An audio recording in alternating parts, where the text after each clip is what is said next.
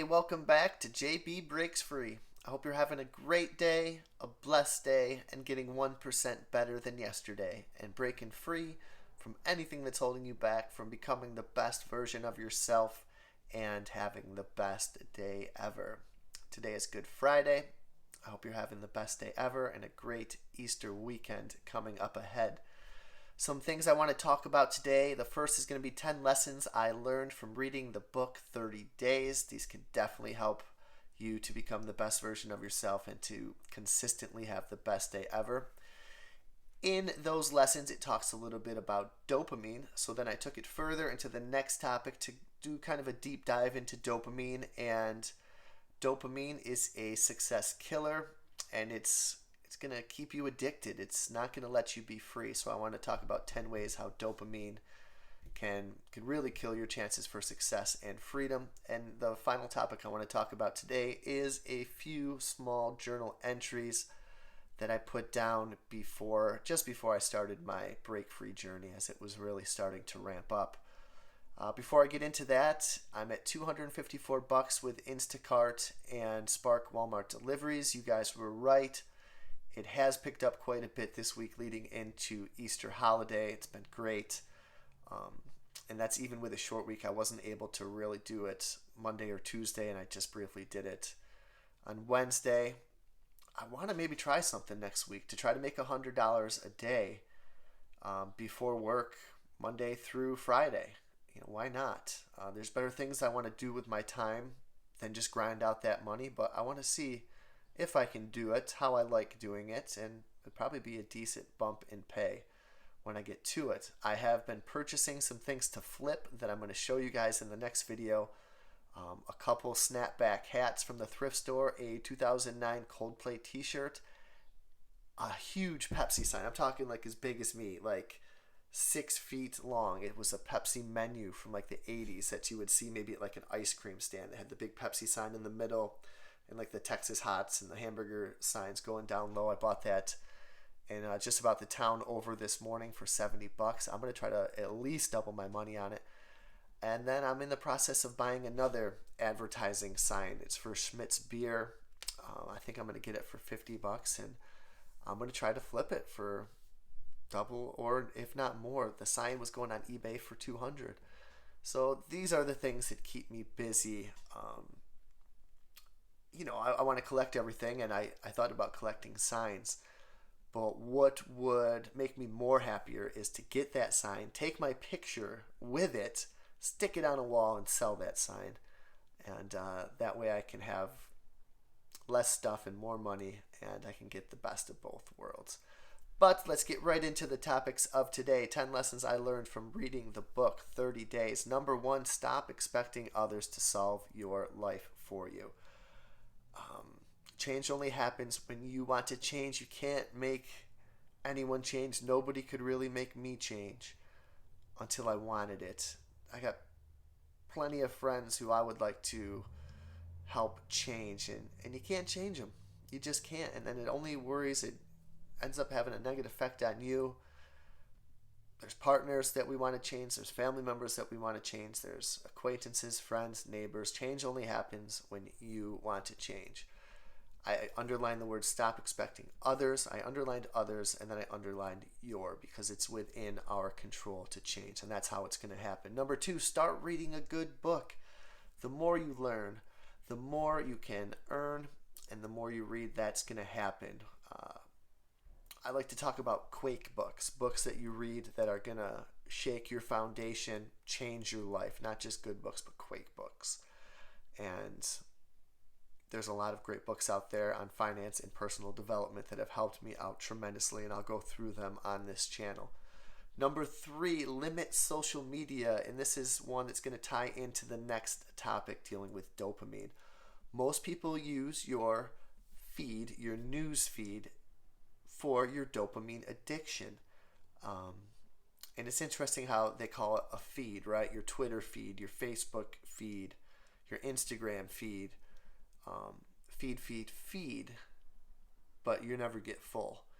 And what you're eating is just junk. Just like you can eat a bunch of M&Ms, like I've had peanut M&Ms for breakfast before, and I'm trying to solve that. And even just today, learning about how a keto diet can help so much with how you feel about yourself and limit the aches and pains. And boy, do I have them, and boy, do I got to step up in that area. But what are we feeding ourselves? Cut your social media usage down to 30 minutes and watch your life change. And I also like to, social media can use you or you can use it. I like to, I've really curated my feed to things that I'm interested in. I do a lot of buying and selling on social media. I do a lot of connections through this channel, hopefully in a positive way. So there's certain ways that you can use social media that are a lot better than just scrolling. Number 4, plan your tomorrow today. The moment that you start planning your day, you start taking back control, underline the word control, of your time. It's your time, it's nobody else's, and time is our greatest non-renewable resource. Write down your plans for the next day. I've heard like MIT, most important tasks. Was it 1? Is it 3? Is it 5? I'd like to hover around the 3 area. Um, you know, what does mine typically look like? Gigging, I usually write, and I try to make 50, 60, $100. Maybe it's mowing the lawn, maybe it's cleaning the house, maybe it's doing these YouTube videos and researching them, or reading, or diet, if Lord knows that's a good one, working out. And start scheduling your day. I'm gonna work, if you want to call it work, because I love what I do in the mornings till 11 or 12 or 1. Then I'm going to come home and do YouTube video, and then I'm going to work out, and then I'm going to read, then I'm going to meditate, and I'm going to try to eat better. And there's lots of 1-minute, 2-minute tasks that I have. Just do those ASAP. Plan your tomorrows today so you're not reacting to the day, to the morning. You know what you're doing.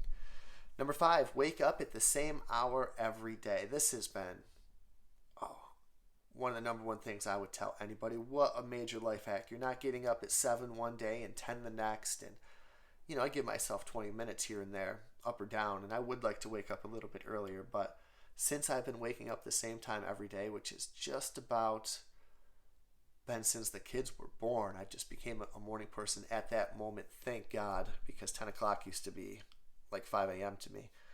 You get better mood, better sleep, better health, sharper focus, better short-term memory, and you're just ready and raring to go to start the best day ever and to start the practice of becoming the best version of yourself, because every day we can get a little bit better and every day can be the best day ever. So I'm excited to get up and excited to, get my rest and go to bed at a reasonable time also. Meditate for 20 minutes a day. I am not at 20 minutes a day yet, but like cleaning your room, meditating is like cleaning your head. It's going to reduce stress. It's going to reduce worry. It's going to help you gain control, underline the word control, over yourself. And that's something that's within our control. The more that we have power over our own thoughts and are aware of our own thoughts, we can let the negative ones go. That's a practice. It doesn't just happen like this every day. Through meditation practice, mindfulness, awareness, we can get better at it, and our stress and worries will decrease, and our happiness, our moods will increase.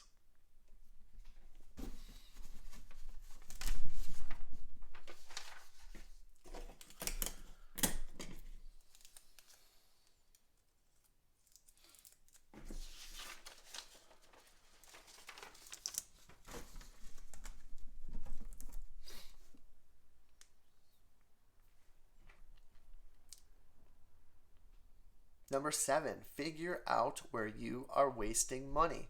To be successful with money, we must take action. We just can't wish for it to happen. And the best way to do this is to track every single expense. If you don't know where your money's going, you're going to always wonder where it went. Maybe one of the best things you can do if you want to become debt-free and then start building your wealth up and becoming free in that area of your life is to track where every single dollar goes. I can't recommend it anymore. Great point from the book 30 Days. Number 8, identify what makes you happy. Identify what doesn't. 2 columns. Happy, unhappy. List them all out. What's the trick?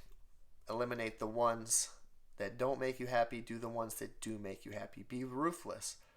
You might have to change your life. I was willing to.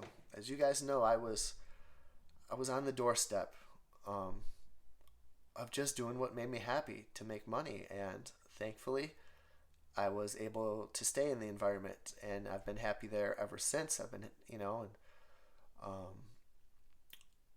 what makes you happy, what doesn't make you happy. Identify those. We all have different ones. For me, it's trying to become the best version of myself, trying to inspire you guys to become the best versions of yourself.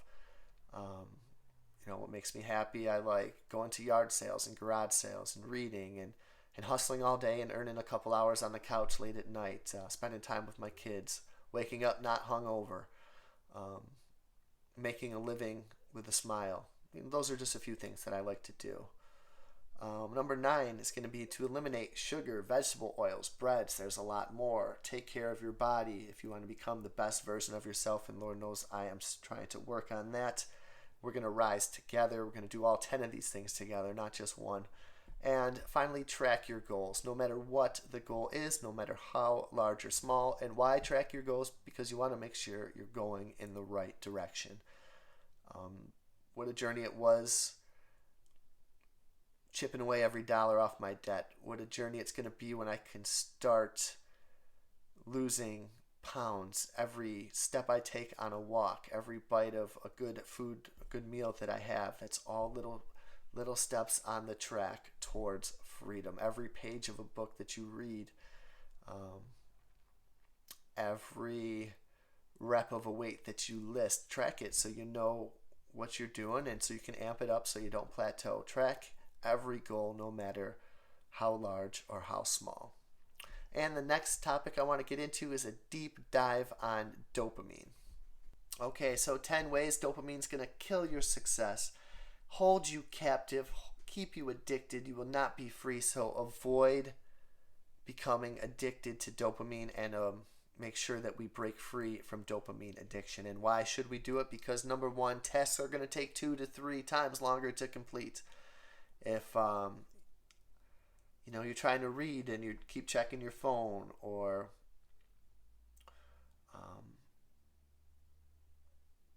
you're trying to prep for these YouTube videos, and you got the phone or you got the TV on in the background and you're watching that, and just things aren't going to happen. You're trying to do your homework, you're trying to get stuff done for work, you're trying to work out, anything that you have to do is going to take longer because of dopamine hits. Number 2, you will not be able to do anything effectively as you will be distracted every 5 minutes.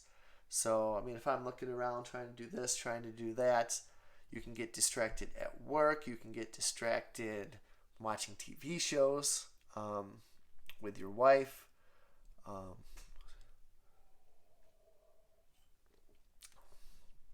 Okay, so 10 ways dopamine kills success, holds you captive, keeps you addicted, keeps you away from becoming free. Number 1, tasks are going to take 2 to 3 times longer to complete. If you can focus, you're going to get the task that you need to get done in a shorter amount of time. And number 2, you will not be able to do anything effectively as you're going to be interrupted every 5 minutes. If you're studying, if you're researching, if you're working, if you're working out, if you are trying to read, distraction is going to limit your effectiveness, no doubt about that. You're going to be out of touch with reality. I underline the word reality. Checking your phone for that dopamine hit. There's a kid who must be going to the local community college. He walks down the street every day as I'm bringing the girls to the elementary school, and he doesn't look up past the driveway, past the roads. You're just going to be out of touch with reality. He jumps up, but also myself sitting in my chair downstairs, and I can get in my phone just like anybody else, and you're looking around and the kids are playing and the kids are talking to you, and I don't want to miss those moments, and I don't want to miss the beauty of just the small things around us. Just looking for that dopamine hit. Number 4, the small things in life are going to seem boring. Going for a walk is not as cool as being in your phone and getting whatever that you want all day long. Going to the gym is not going to be exciting. Reading is not going to be as exciting. When I walk, I don't walk with music. When I mow the lawn, I don't mow it with music.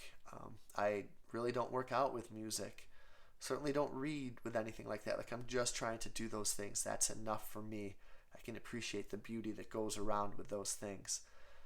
Number 5, you're always going to be craving that next dopamine hit, that twitch to go for your phone. That twitch you get from silence in the car, that twitch you get from standing in line at the bank, at the post office. Always craving that next hit.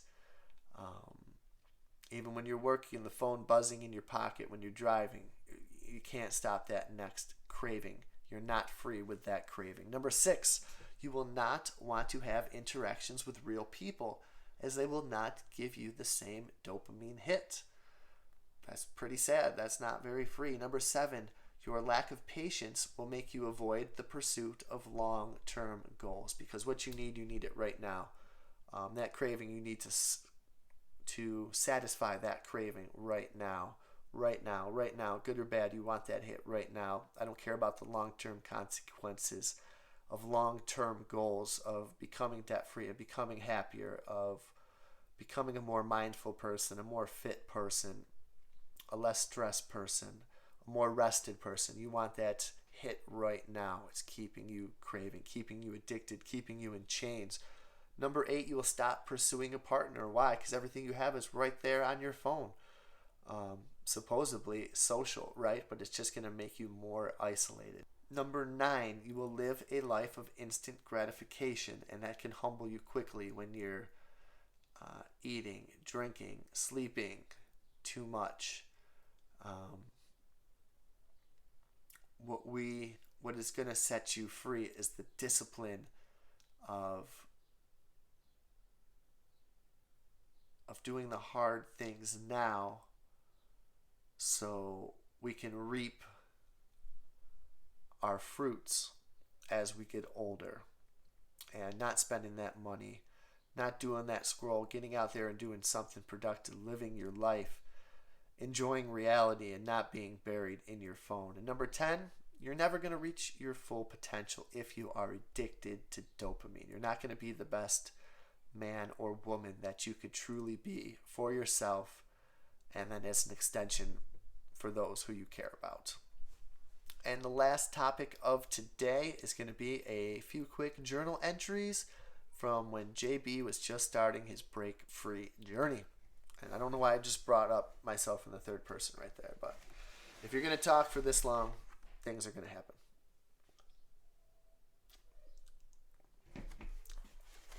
So it says, June 18th, 2019, 4 years ago. Back to work. I almost forgot to journal. Feeling a little anxious, but not bad. I know how to deal with it. Music is bugging me at the moment. Weird. Time will heal that. Staying present. The present is great. What's done is done. It finally taught me to go all in, to be present, to be virtuous. June 19th. Neurology appointment tomorrow. Could be a life changer. I'm hoping for the best. Boy, I took for granted the ability to walk pain-free. Never again. It should be a lesson to not take anything else in life for granted either. Staying busy, but curious how productive I'm being. I do think a blog could be a good outlet therapy for my thoughts. I gotta catch back up with financial independence learning too. But I'm keeping busy and paying off debt slowly. I'm enjoying my days. I'm glad I'm on a journey. Happiness is not a destination. It's a daily journey and process of living virtually. June 20th. Well, the neurologist ruled out any major diseases and said my nerves look good. So maybe surgery to heal my back and feet. I don't want that, but it may be needed if a second opinion is confirmed. I went to the girls' field days today. Lots of fun. They are so loving and getting so big. Gotta stay focused this summer with the girls and everyone home. June 22nd. I waited on Charlie Daniels, the musician, last night. Amazing. Meditation is key. The girls are cute. Jess is the best. Have to stay disciplined and focused. Still strict only with myself. I also have to go all in.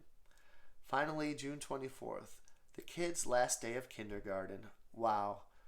I may be becoming a cheap book gatherer in quotes. Not a collector, of course. I need them for self-improvement in all underlying areas of my life. Still minimizing everything else. Focusing on what I can control at the moment. Memento mori and amor fati, which means you will die and love your fate. And you will die is morbid. No, it's a Stoic thing that says to remember you live because you will die and to love fate. This is how I played my cards, and I'm right here in this moment, up in my attic man cave. I loved what I did today. I'm going to go downstairs and rest a little bit before I wait tables tonight. I love who's in this house, and I love most of the things in this house. I love the journey that I'm on, the people that I've met, and the people excited to meet the people who I will meet in the future. I'm blessed that I've worked towards this fate at this moment. So I'm looking forward to waiting tables tonight, on which is traditionally one of the slowest nights of the year, but the book has a little potential. And I will talk to you guys on the next video. Break free.